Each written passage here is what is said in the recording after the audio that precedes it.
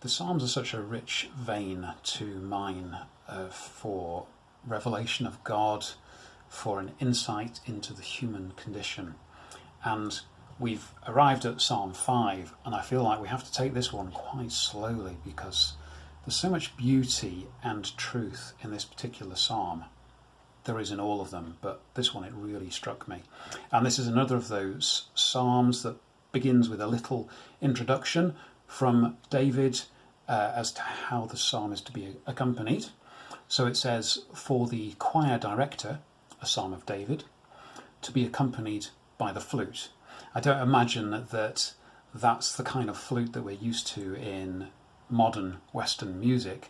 I would guess it was something more wooden and perhaps haunting and melodic in its tone. And something haunting and melodic would certainly go with the tone of the psalm as it starts. So we'll just pick out the first 3 verses and think over those. O Lord, hear me as I pray. Pay attention to my groaning. Listen to my cry for help, my King and my God, for I pray to no one but you. Listen to my voice in the morning, Lord. Each morning I bring my requests to you and wait expectantly. We don't know the precise circumstances that led to this psalm being written, but it seems like David is still in some form of crisis or distress, as he often was in some of the difficult times he experienced before and after his kingship.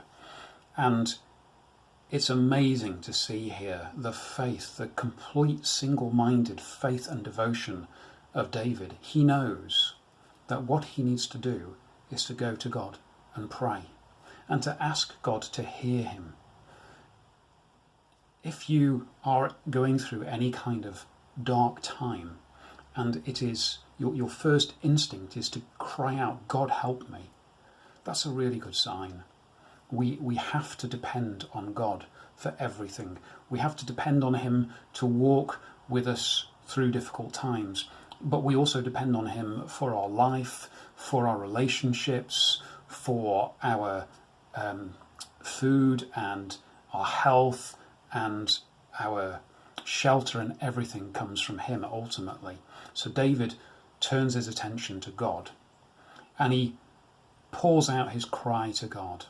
And he says, I pray to no one but you, because he knows that any other kind of praying to any other person, human, entity, idol would be absolutely pointless. He's not going to get the answers he needs or the comfort that he seeks from anyone or anything else.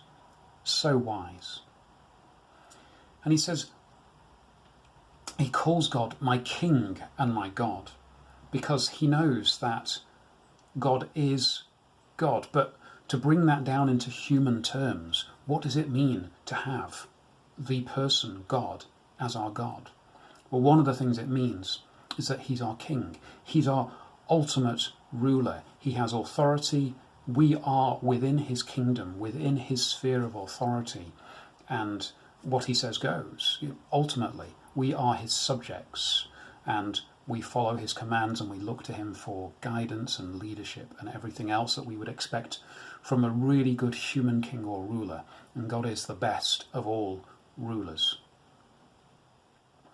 And David says, listen to my voice in the morning, Lord. Each morning I bring my request to you and wait expectantly. And that is, well, challenging. I mean, honestly, when I wake up first thing in the morning, my first thought is, and not much else goes through my mind until I've had my first coffee and sat down for breakfast. That's partly because I have a rather dodgy back, and waking up is an uncomfortable experience, and also because I'm not really a morning person.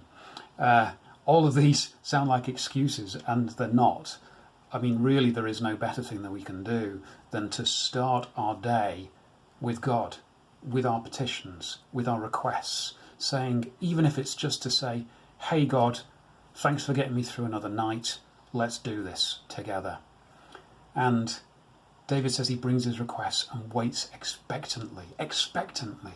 He's waiting on God for replies to his prayers, but he's waiting with hope and with faith, because he knows deep down that God hears, and that God, as a loving God, as a kind king, doesn't just hear but responds. And this is just within the first 3 verses of Psalm 5. What a wonderful vision we have of David's faith in God, and a faith that we should really emulate if we can. I hope this is encouraging. We'll carry on looking at the rest of the psalm next time.